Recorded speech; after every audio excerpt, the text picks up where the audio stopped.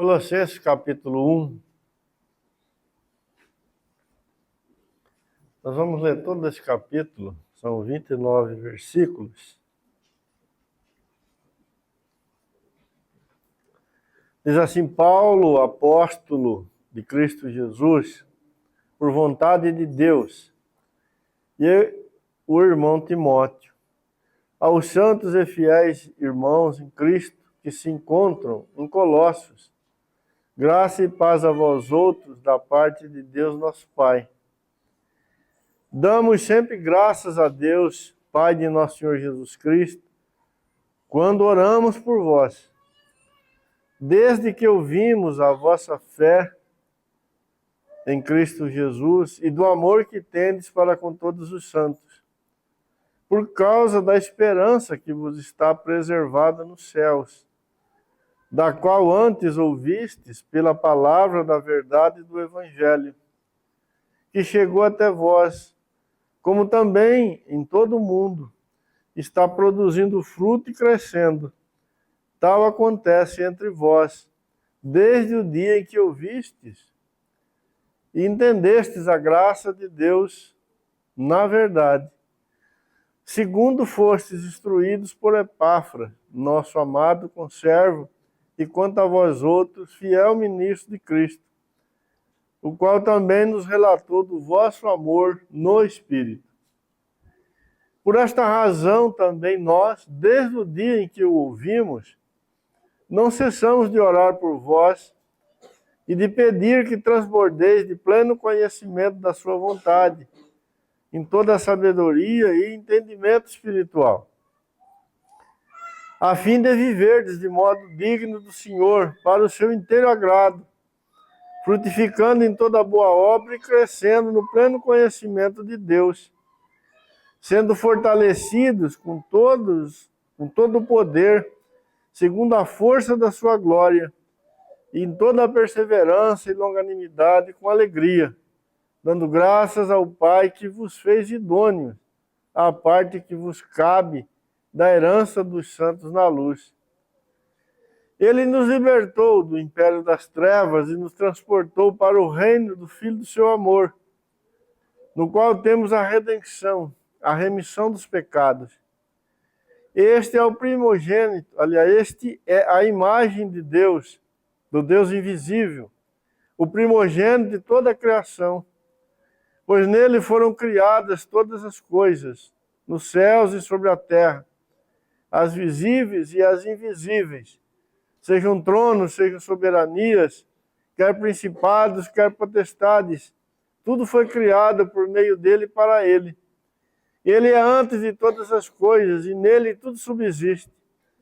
Ele é a cabeça do corpo da igreja, ele é o princípio, o primogênito entre os mortos, para em todas as coisas ter a primazia, porque aprove a Deus que nele residisse toda a plenitude, e que, havendo feito a paz pelo sangue da sua cruz, por meio dele reconciliasse consigo mesmo todas as coisas, quer sobre a terra, quer nos céus.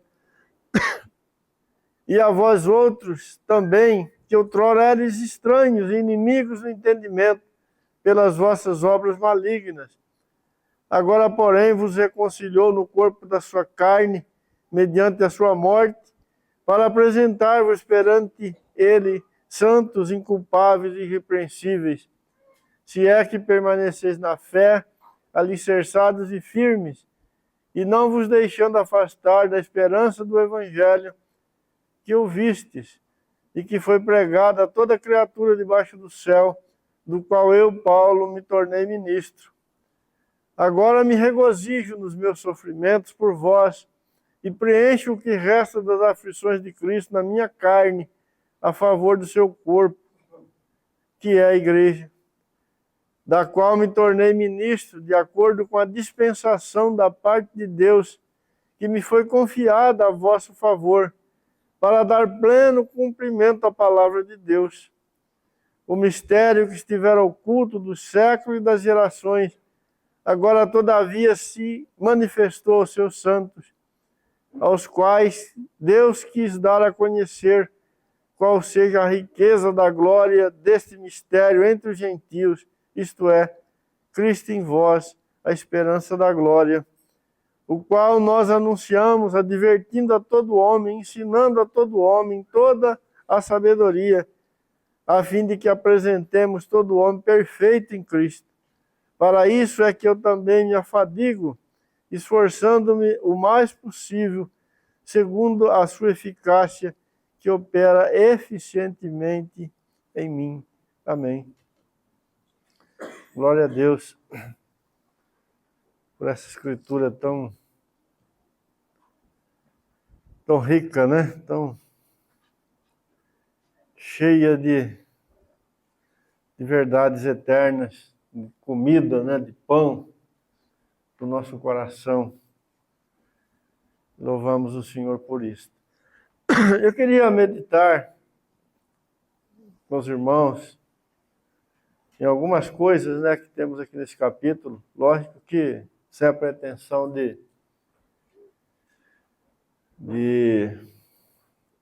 meditar em todas as verdades que estão aqui, né, porque são muitas, mas algumas gostaria de compartilhar com os irmãos nesta noite. Nesse capítulo nós temos Paulo, diante da notícia que ele recebeu através de Epáfras, né, de que o evangelho estava frutificando ali em Colossos, ele então busca o Senhor, né? Se coloca a partir desse momento como intercessor, como alguém que vai orar, né, de forma persistente, continuada, a Deus em favor dos irmãos e em favor da obra, né, que Deus estava fazendo na vida dos irmãos ali em Colossos. A reação que Paulo teve diante das notícias que realmente tomou conta do seu coração foi essa, de interceder, né, de orar, de buscar o Senhor em favor da vida dos irmãos. No versículo 3, ele menciona, né, o que ele está fazendo. Diz: damos sempre graças a Deus, Pai de nosso Senhor Jesus Cristo, quando oramos por vós. E no versículo 9, né, por esta razão também nós, desde o dia em que o ouvimos, está se referindo a Epáfras, não cessamos de orar por vós e de pedir que transbordeis de pleno conhecimento da sua vontade em toda a sabedoria e entendimento espiritual. Então, 2 vezes, né, Paulo fala que ele está orando em favor dos irmãos de Colossos. E não só isso, né, mas ele fala também o que ele estava colocando diante do Senhor. O que ele estava pedindo, né, ao Senhor para os irmãos lá de Colossos. Qual era o tema, digamos assim, né, da sua oração? O que ele estava pleiteando, né? O que ele estava desejando diante do Senhor em favor dos irmãos ali de Colossos. Aí no versículo 9, né, no final do versículo 9, ele mostra, né, diz assim: não cessamos de orar por vós e de pedir que transbordeis de pleno conhecimento da sua vontade, né, em toda a sabedoria e entendimento espiritual.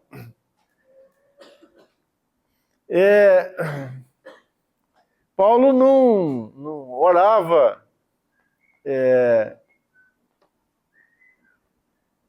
em favor dos irmãos de Colossos, assim, de forma vaga, né? Sem um foco, sem um objetivo, muito pelo contrário, né? Ele buscava o Senhor com algo que ele tinha certeza em seu coração, né, que Deus queria realizar ali em Colossos, né? E que aquilo deveria e precisava, né, acontecer ali em Colossos de forma abundante, né? Ele usa uma expressão aqui, né, de pedir que transbordeis de pleno conhecimento da sua vontade. Paulo queria que os irmãos de Colossos conhecessem, né, a vontade de Deus de uma forma plena, né, que fosse algo que transbordasse no coração deles, na vida deles. Ele insistia, né, diante do Senhor, sempre, né, de maneira continuada, para que esse milagre, né, acontecesse na vida dos irmãos ali em Colossos, né? Olha o versículo 4, irmãos. Diz assim: desde que ouvimos da vossa fé em Cristo Jesus e do amor que tendes para com todos os santos, e também da esperança que vos está preservada no céu, da qual ouvistes pela palavra da verdade do Evangelho, né, que chegou até vós, como em todo o mundo está produzindo fruto e crescendo, tal acontece entre vós, desde o dia em que ouvistes e entendestes a graça de Deus na verdade. Então veja que já havia um grande progresso na vida dos irmãos ali em Colossos, né? O versículo 8, né? Paulo também cita, e essa informação foi passada, lógico, por Epáfras, né, que os irmãos ali tinham um grande amor, que ele diz aqui que é um amor no Espírito Santo de Deus. Eu queria chamar a atenção dos irmãos para isso. Paulo não está orando aqui por uma assembleia que não está dando fruto, né, para uma assembleia que está parada, né, que não está crescendo, né? Uma assembleia que não manifesta nenhum tipo de crescimento, né, de progresso no Senhor. Pelo contrário, né? O testemunho aqui, né, era que o evangelho estava frutificando ali em Colossos, né? Como estava frutificando em muitos lugares, né? Paulo usa uma expressão aqui em todo o mundo, né? Mas ali em Colossos também. E ele cita, né, alguns desses frutos. A fé dos irmãos, a esperança dos irmãos, o amor dos irmãos no Espírito Santo de Deus. Né? Mas assim mesmo Paulo está orando, né? Está intercedendo. E Paulo quer que isso transborde na vida deles, né? Isto seja abundante. Talvez se fosse nós, irmão, a gente daria graças a Deus, né? Puxa, que maravilha, né? Que os irmãos estão tão bem, né? E pronto, né? Mas Paulo não fez isso. Porque ele conhecia, ele sabia que o propósito de Deus em Cristo Jesus, né, para o seu povo é muito grande, irmãos. É infinito. É abundante. Né? tem o tamanho do próprio Deus. É glorioso. E Paulo, ele próprio, né, já havia experimentado muito disso. Já havia comido muito desse pão vivo que veio do céu, né? E bebido muito dessa água que realmente mata a sede e que jorra para a vida eterna. E aqui está ele, alegre, feliz com o que está acontecendo em Colossos, mas ao mesmo tempo de joelho intercedendo pelos irmãos, para que eles continuassem avançando, né? Continuassem crescendo, né, no Senhor. E Paulo vai colocar um motivo, irmãos, assim, bastante decisivo nessa questão, né?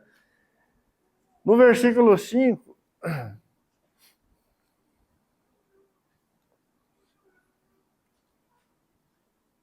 ele fala assim: por causa da esperança que vos está preservada nos céus, da qual antes ouvistes pela palavra da verdade do Evangelho.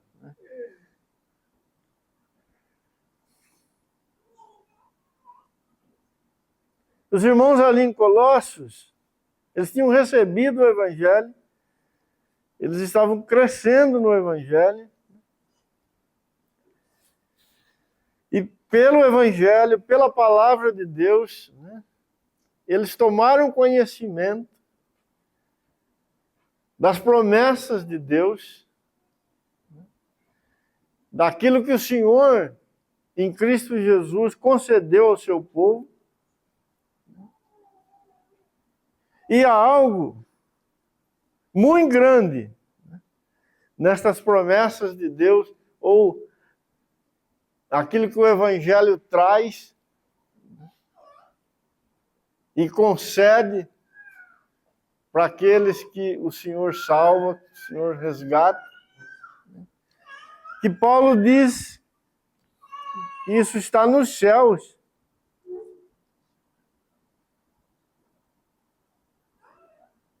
Preservado, guardado, e que funciona como um norte, né? Como um porto, chegada.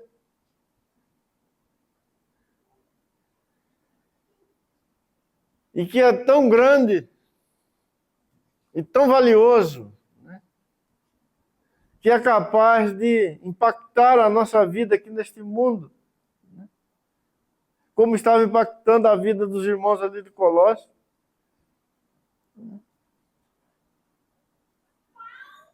Então Paulo busca o Senhor, ele ora a Deus, né, para que a igreja ali de Colossos tomasse cada vez mais consciência do que eles haviam alcançado em Cristo Jesus, através do Evangelho que foi pregado a eles.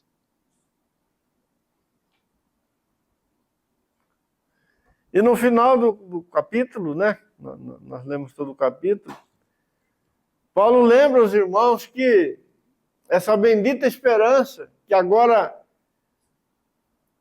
eles estavam vendo, ela ficou escondida desde o princípio. Ela estava oculta. E gerações viveram nesta terra e não tiveram a bem-aventurança de vê-la.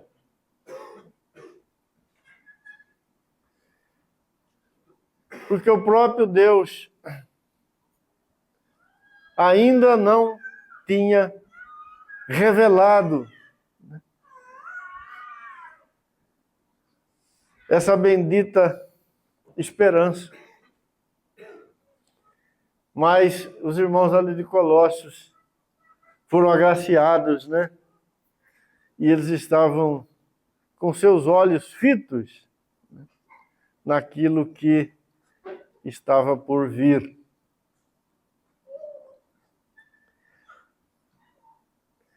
Quero chamar a atenção dos irmãos aqui para algo muito importante.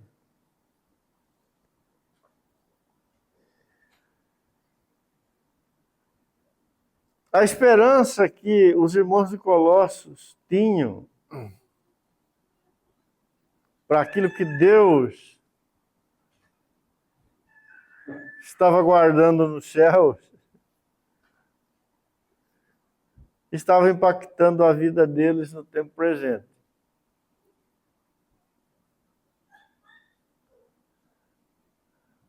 O Evangelho faz isso.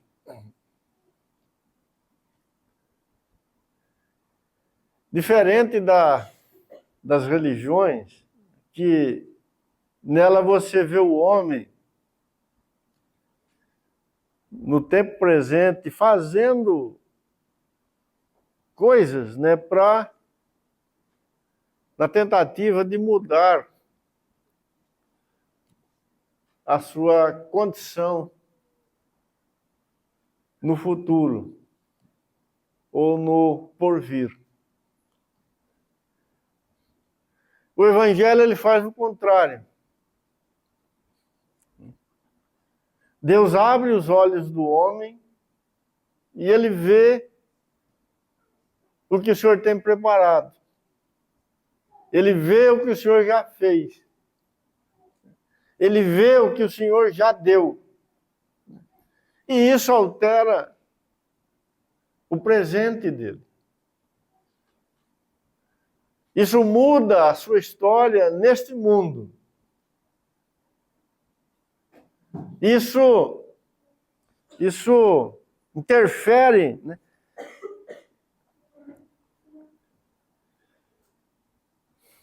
no seu coração nesse momento. Enquanto que a religião ela caminha numa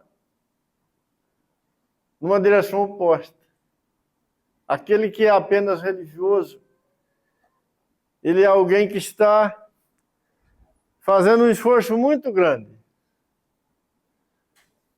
esperando ou tentando, né, mudar o seu futuro, o seu porvir.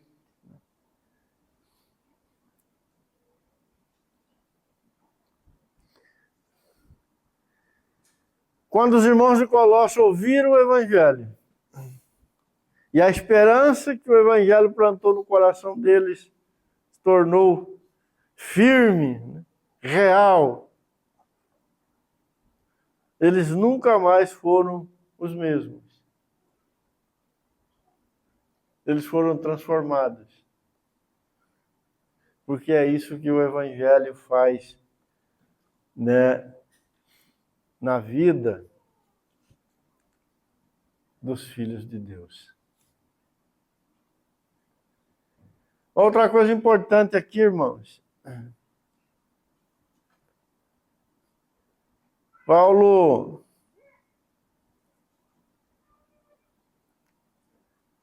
nas suas súplicas, ele sabe muito bem o que pedir a Deus.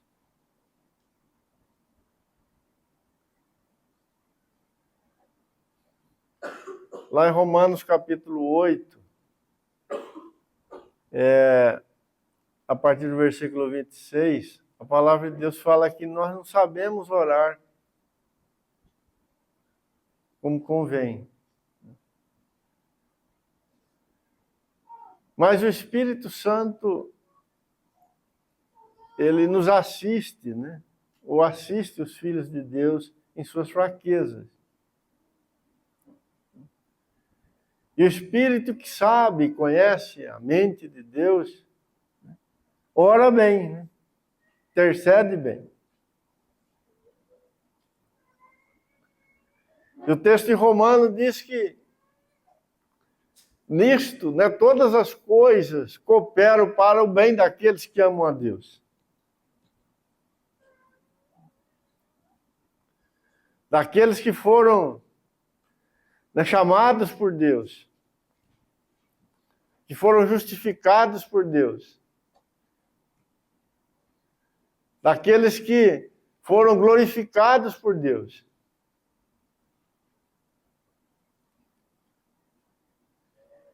E o texto ali de Romanos ainda segue dizendo, né, porque que a vontade de Deus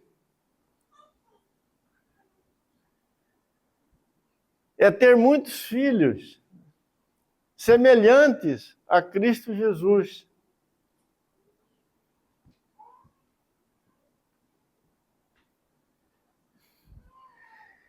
E é nesse propósito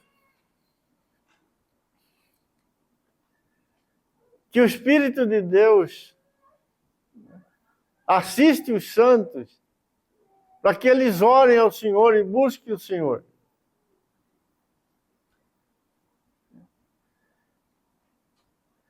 O Espírito Santo não ajuda a igreja a orar em coisas que não estão relacionadas com a vontade de Deus. Se estivermos diante de Deus com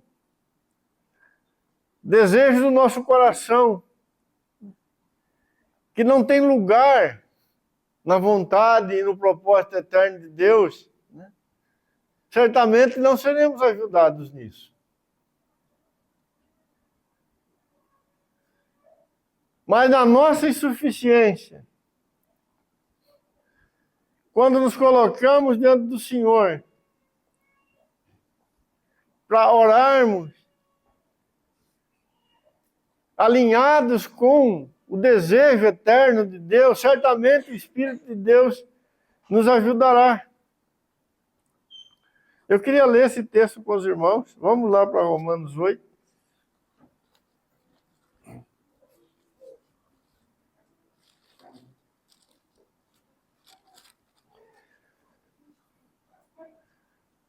Verso 26, também o Espírito semelhantemente nos assiste em nossa fraqueza, porque não sabemos orar como convém. Mas o mesmo Espírito intercede por nós sobremaneira, com gemidos inexprimíveis. E aquele que sonda os corações sabe qual é a mente do Espírito, porque, segundo a vontade de Deus, é que ele intercede pelos santos. E sabemos que todas as coisas cooperam para o bem daqueles que amam a Deus, daqueles que são chamados segundo o seu propósito. Porquanto aos que de antemão conheceu, também os predestinou para serem conforme a imagem de seu Filho, a fim de que ele seja o primogênito entre muitos irmãos. E aos que predestinou, a esses também chamou. E aos que chamou, a esses também justificou. E aos que justificou, a esses também glorificou. Veja, irmãos, que há um sincronismo aqui, né? Entre os santos e o Espírito de Deus e o propósito eterno de Deus. Todos aqui estão envolvidos, né, com a mesma coisa. Com o mesmo propósito.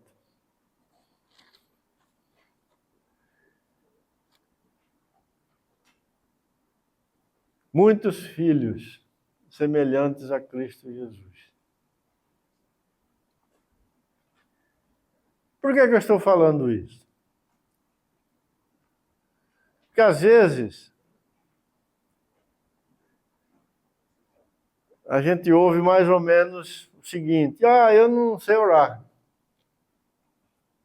Não é assim? Aí a gente imagina, né, que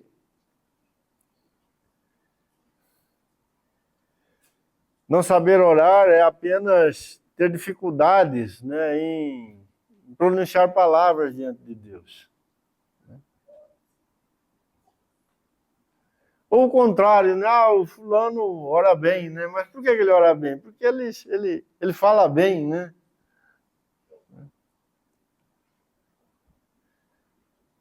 Mas isso não é correto, irmãos.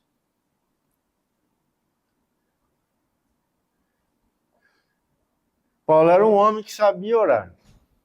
Mas por que ele sabia orar? Porque ele dominava, né, as palavras, ele era eloquente? Não. Paulo era um homem que sabia orar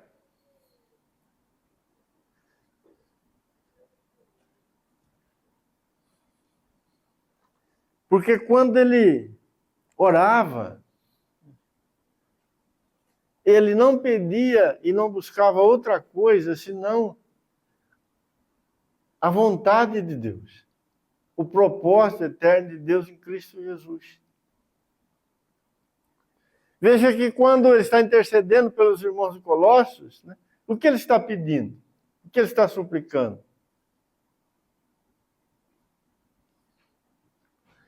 Que Romanos 8, de 26 a 30 que lemos, seja realizado na vida deles.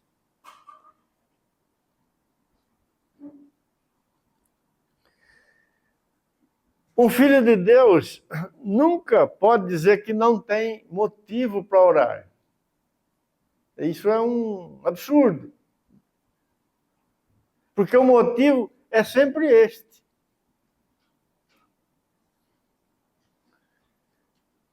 Quando somos chamados para interceder, né, uns pelos outros, o motivo é este, irmão.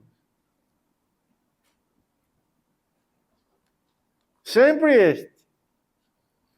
Lógico que há espaço, né, há lugar para a gente colocar diante do Senhor outras coisas, né, súplicas, ações de graças, né? Mas o assunto principal, o que deve governar, né, a nossa vida de oração diante do Senhor, é que a vontade do Senhor em Cristo Jesus, aquilo que o Senhor planejou na sua eternidade, na sua glória eterna, né, se manifeste, seja realizada, aconteça. Aqui está Paulo diante de Deus, intercedendo pelos colossenses.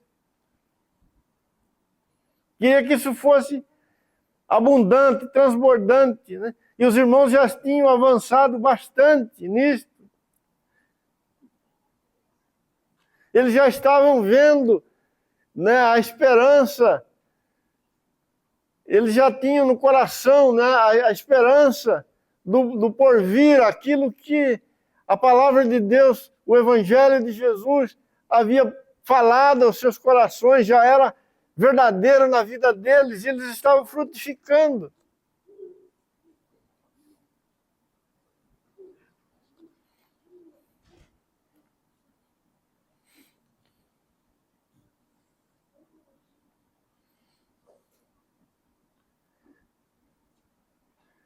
Paulo pedia, como nós vimos aí no verso 9, né? Que eles fossem transbordantes no pleno conhecimento da vontade de Deus, em toda a sabedoria e entendimento espiritual. Na primeira carta que Paulo escreveu aos Coríntios, no capítulo 2, eu queria que você abrisse nesse texto.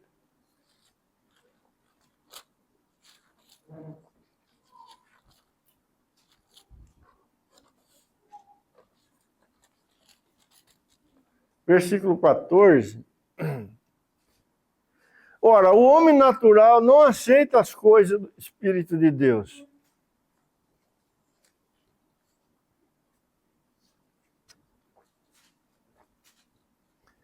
Porque eles são loucura. E não pode entendê-las, porque elas se discernem espiritualmente. Porém, o homem espiritual julga todas as coisas, mas ele mesmo não é julgado por ninguém. Pois quem conheceu a mente do Senhor, que o possa instruir? Nós, porém, temos a mente de Cristo.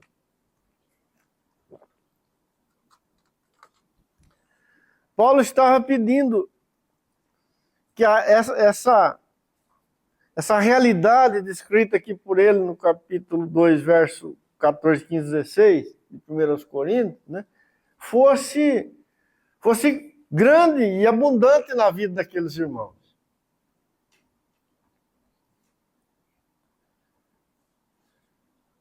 Que eles vivessem o tempo presente,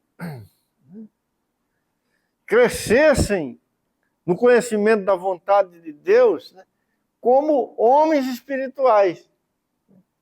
Que realmente a mente de Cristo governasse a vida deles.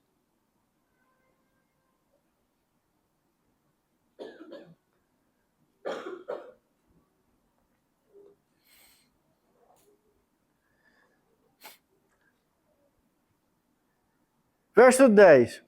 A fim de viverdes de modo digno do Senhor, para o seu inteiro agrado, frutificando em toda boa obra e crescendo no pleno conhecimento de Deus. Mas se esse milagre não for realizado no coração dos filhos,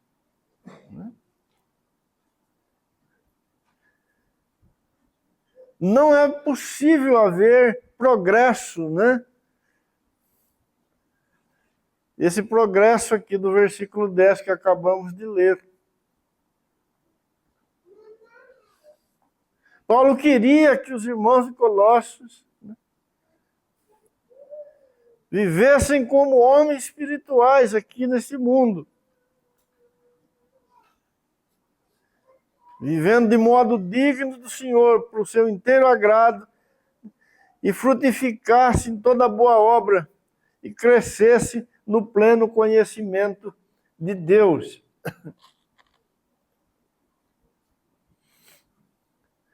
Paulo pedia a Deus que os colossenses fossem fortalecidos, né?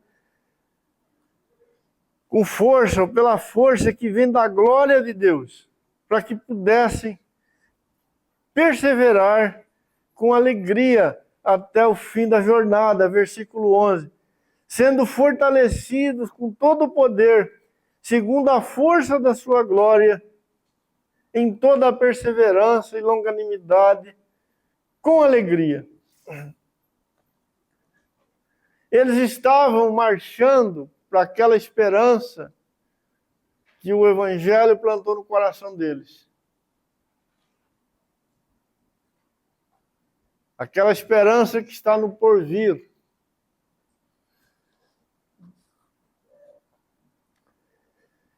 Que ele revelou ela, né, aqui no versículo 27.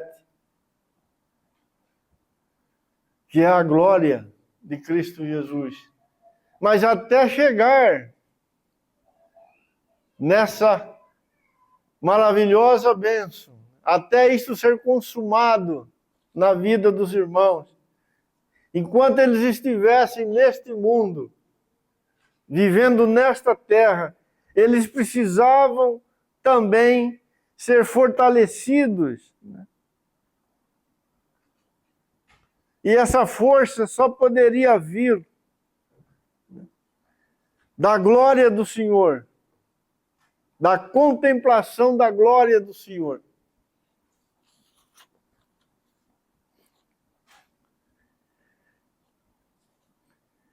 Irmãos, nenhum de nós aqui viu o Senhor e a sua glória com os nossos olhos naturais, não é verdade?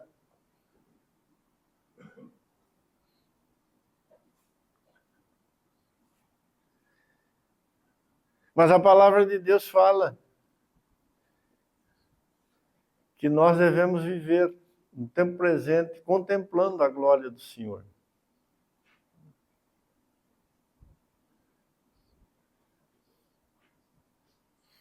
E na medida que contemplamos a glória do Senhor, nós somos transformados. O Celso leu esse texto, né? Mencionou esse texto no começo. Quem faz isso é o Espírito Santo de Deus.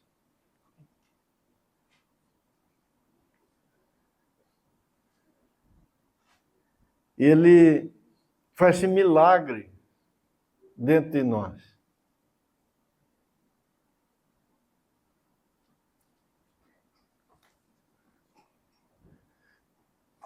Paulo estava pedindo a Deus que o próprio Deus ajudasse aqueles irmãos de tal maneira, com entendimento espiritual, com sabedoria espiritual,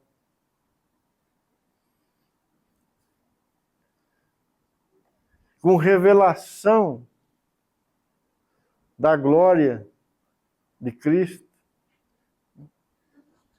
para que eles fossem fortalecidos e pudessem continuar com perseverança e com longanimidade e também com alegria.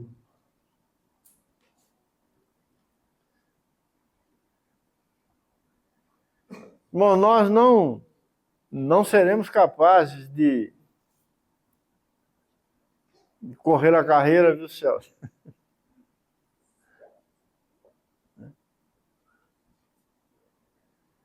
Se não contemplarmos o Senhor, já no tempo presente.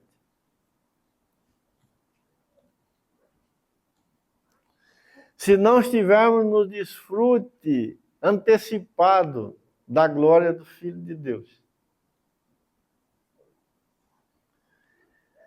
Não seremos vitoriosos por causa de nossos esforços, por causa de nossa insistência, por causa do nosso conhecimento e por qualquer coisa, né, que fizermos. Nada disso será capaz de nos conduzir até o final. Com perseverança, com longanimidade e com alegria. Com alegria. A não ser que contemplemos, por obra do Espírito Santo de Deus, a nossa herança futura, a nossa herança eterna.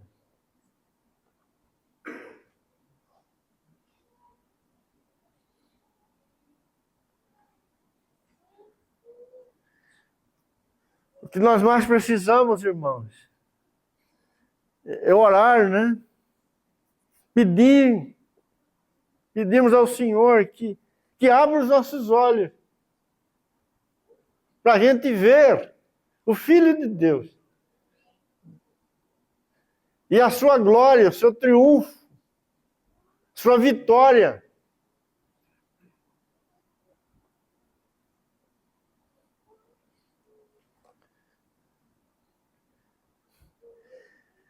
Veja que Paulo, ele havia descoberto essa fonte.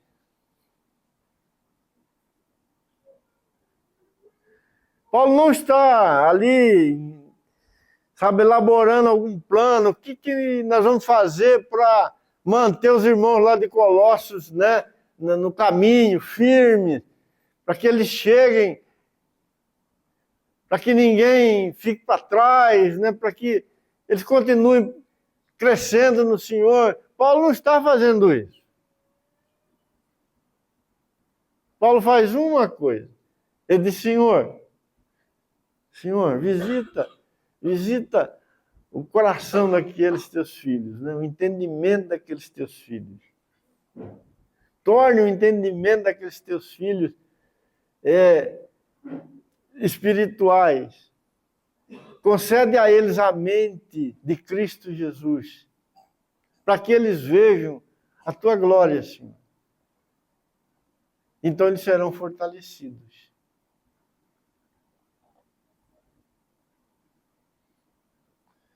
Irmãos, a caminhada do Filho de Deus nessa terra, ela não pode e não será nunca sustentada por nossas mãos.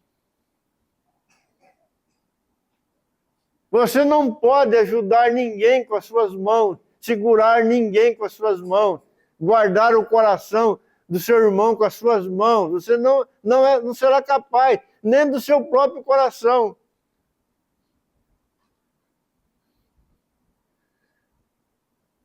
O que vai te dar força, o que te dá força, o que te dá perseverança, o que te dá longanimidade e o que te dá alegria é quando o Senhor te mostra a sua glória, ou seja, o seu triunfo, o seu trono, a sua majestade, o seu resplendor. Calvário vitorioso. E isso ninguém pode tirar do outro. Ninguém pode tirar.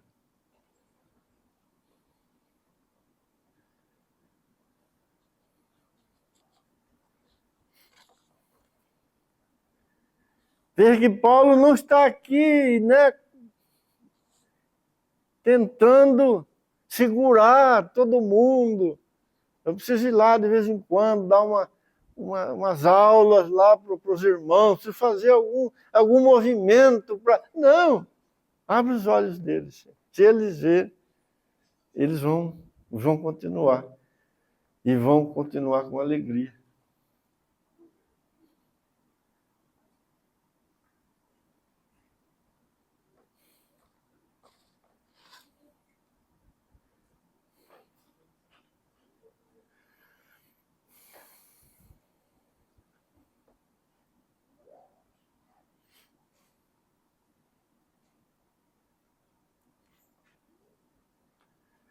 Este é o fundamento da perseverança dos santos.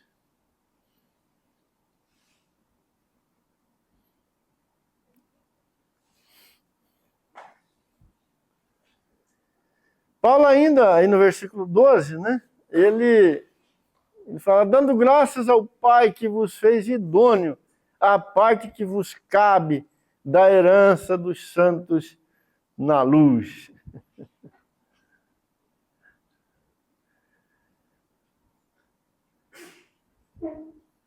Sendo fortalecido com todo o poder, segundo a força da sua glória, em toda a perseverança e longanimidade com alegria, dando graças ao Pai, que vos fez idôneos à parte que vos cabe da herança dos santos na luz.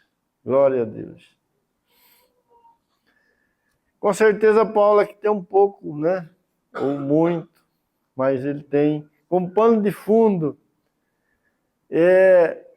o povo de Israel quando foi tirado do Egito. Deus tirou o povo de Israel lá do Egito e deu uma herança para aquele povo. Não deu? O povo era escravo, o povo nunca teria uma herança. Mas Deus preparou uma herança para aquele povo. E deu, né? O povo foi presenteado, né, como uma herança. E não só isso, né? Mas o próprio Deus preparou a vida deles para que eles pudessem receber aquela herança.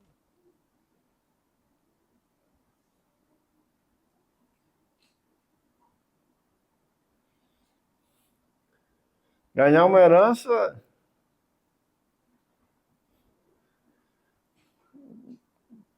com certeza foi maravilhoso, mas tão maravilhoso foi ser feito por Deus idôneos, né, para aquilo.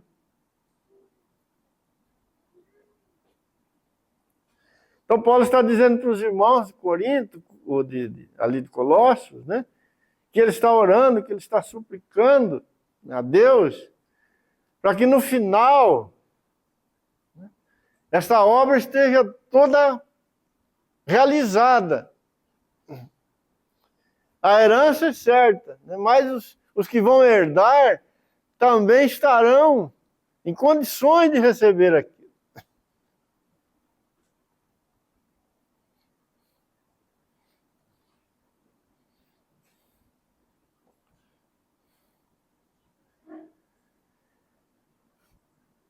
Nós já ouvimos isso hoje.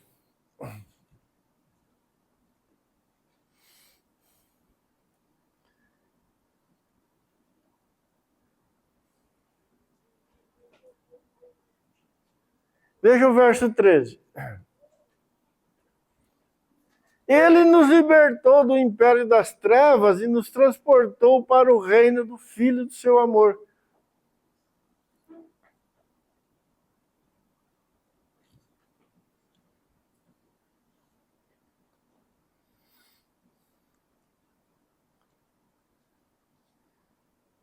Quando que nós, ou quando que os irmãos lá de Colossos haviam ganhado essa herança?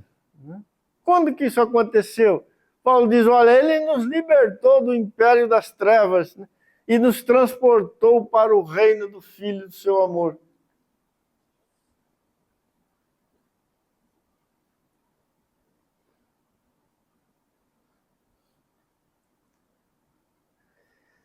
Irmãos, a igreja, ela é a realidade disso aqui, né? O povo de Israel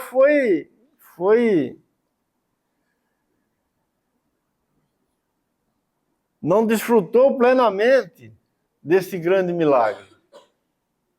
Até um certo ponto, Israel foi uma figura, né? Lógico que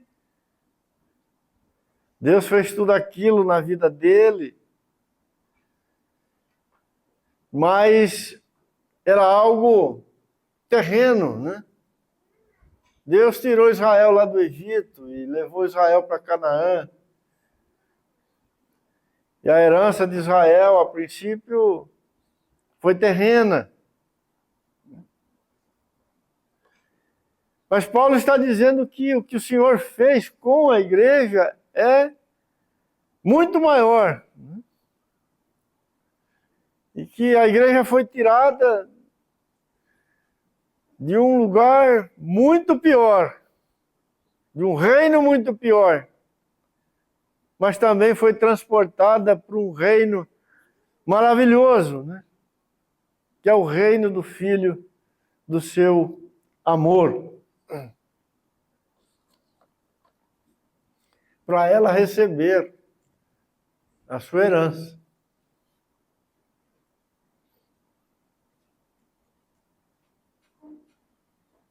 A sua parte. E receber como idôneo, né? Olha o versículo 23, fala.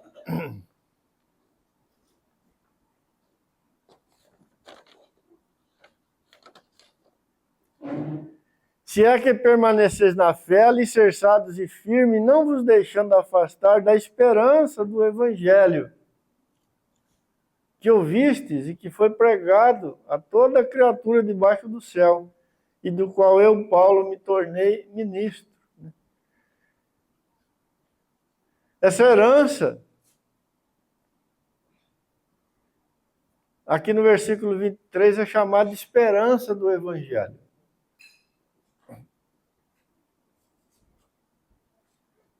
O evangelho planta no coração dos salvos uma esperança que muda a sua história no tempo presente.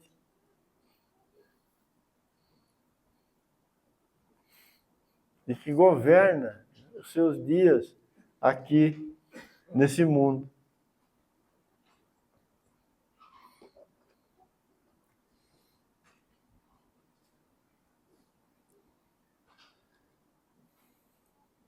No versículo 21 ao 23,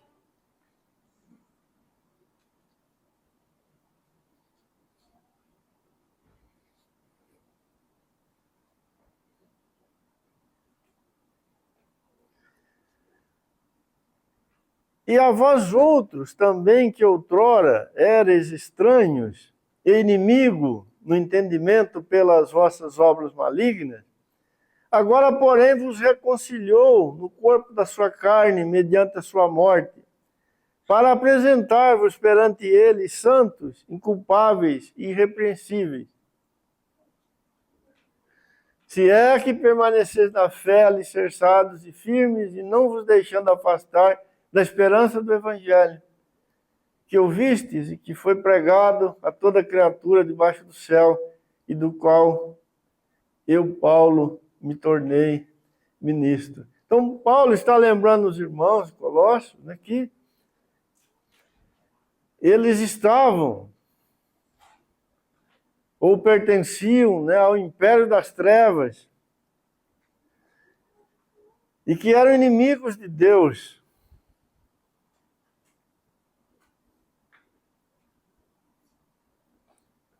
E as suas obras eram malignas.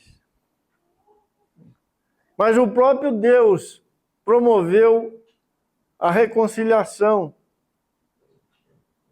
em Cristo Jesus, mediante a sua morte.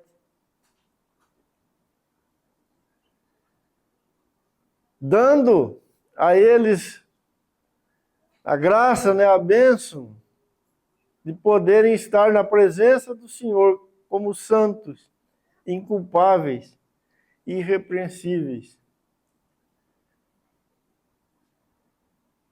E com a esperança que o Evangelho traz.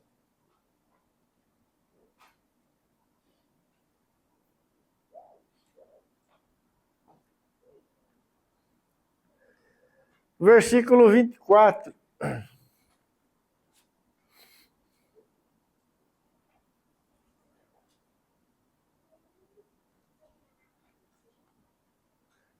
Agora, porém, me regozijo nos meus sofrimentos por vós, e preencho o que resta das aflições de Cristo na minha carne, a favor do seu corpo, que é a igreja,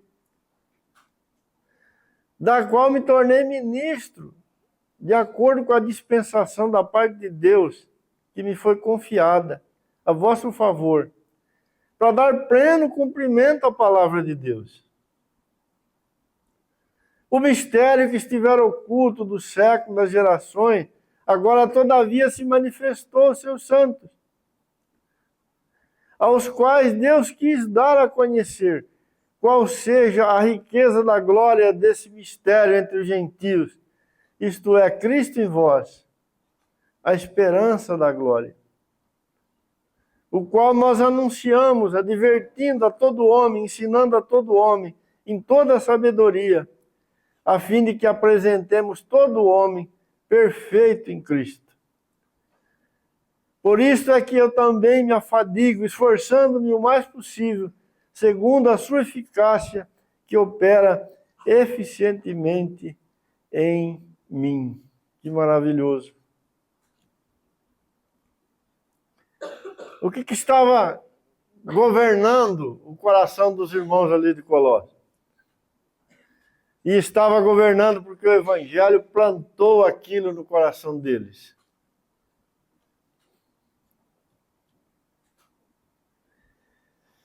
Paulo estava trabalhando, se afadigando, sofrendo.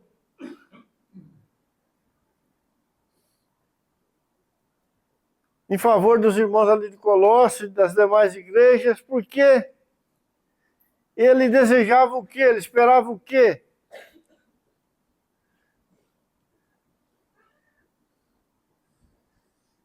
Que todos aqueles que estavam ouvindo o Evangelho, de fato, se tornassem participantes da glória de Cristo Jesus.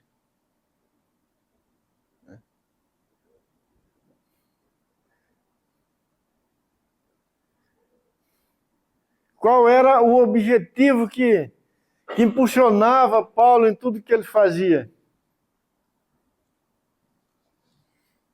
Dar pleno cumprimento à palavra de Deus, verso 25.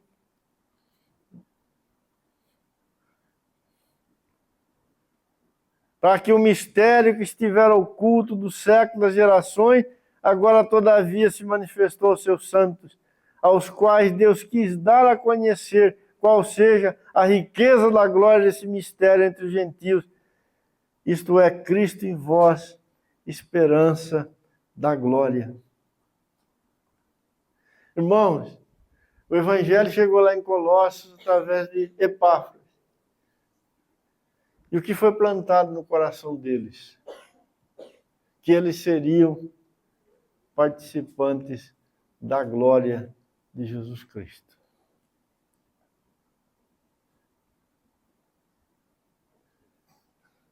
Na eternidade, mas também no tempo presente.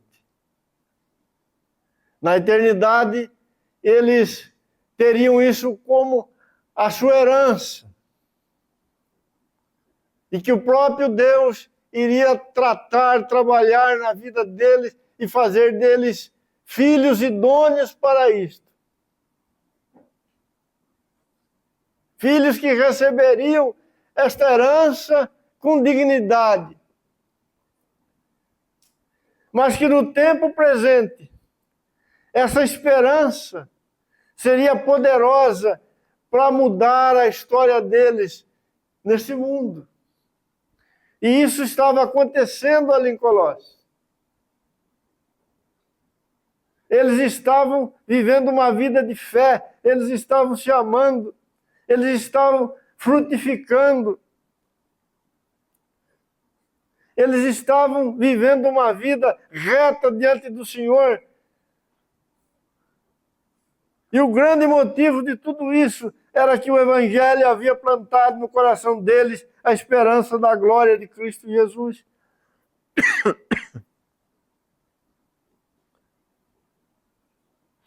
Paulo diz, verso 28, que ele anunciava isto, advertindo todo homem, ensinando todo homem em toda a sabedoria, a fim de que apresentemos todo homem perfeito em Cristo.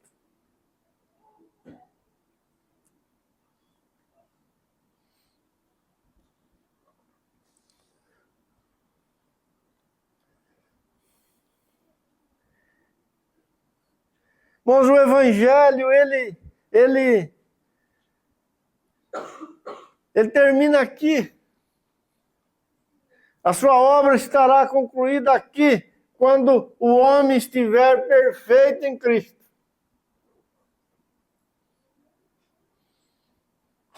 Quando o homem estiver participando em plenitude da glória do Filho de Deus. É esta obra que o Senhor vai terminar em todo aquele que Ele mesmo começou.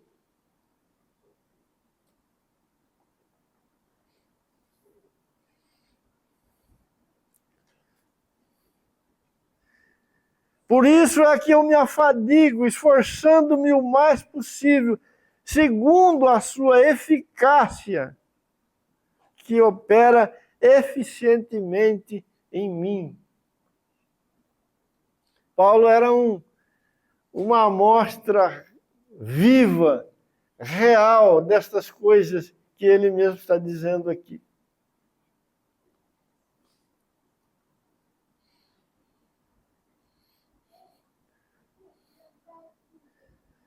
Irmãos, a santificação que o Evangelho promove na nossa vida no tempo presente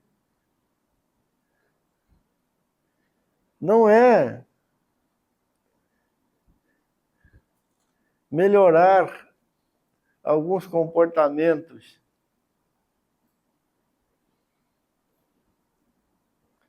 Mas a santificação que o Evangelho promove na vida dos filhos de Deus é a manifestação da glória de Cristo Jesus.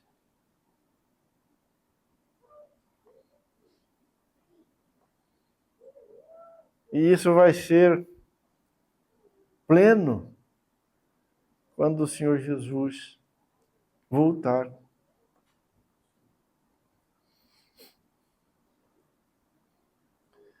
Paulo não está comprometido aqui para resolver problemas que pertencem a esta vida natural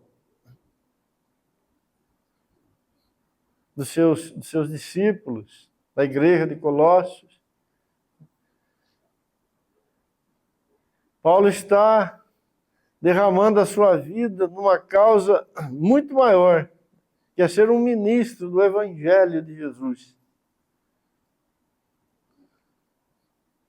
Como ele próprio declara aqui, para que a palavra de Deus se cumpra.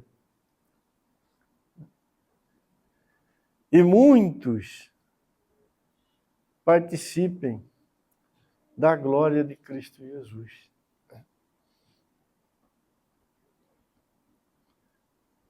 O grande segredo, irmão, que está nesse capítulo, que os irmãos de Colossos estavam crescendo nele, é viver a vida aqui nessa terra, caminhando nesta direção. O Senhor me salvou, me chamou para me participar da glória de Jesus.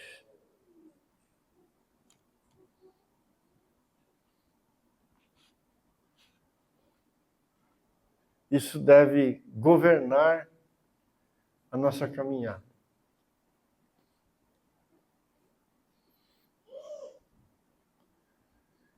Isso é infinitamente mais do que pensar assim, quando eu morrer eu quero ir para o céu.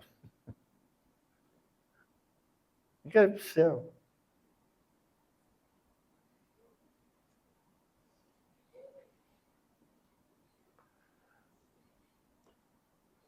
Não. O Evangelho é Deus chamando pecadores, ou promovendo a reconciliação entre homens caídos e Ele mesmo. E dando a Ele a graça de participar da glória do seu Filho Jesus.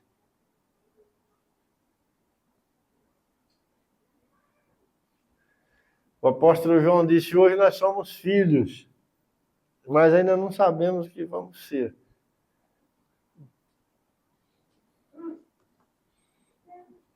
Isso é maravilhoso. Nós somos filhos, mas não sabemos ainda o que vamos ser. João não conseguia descrever.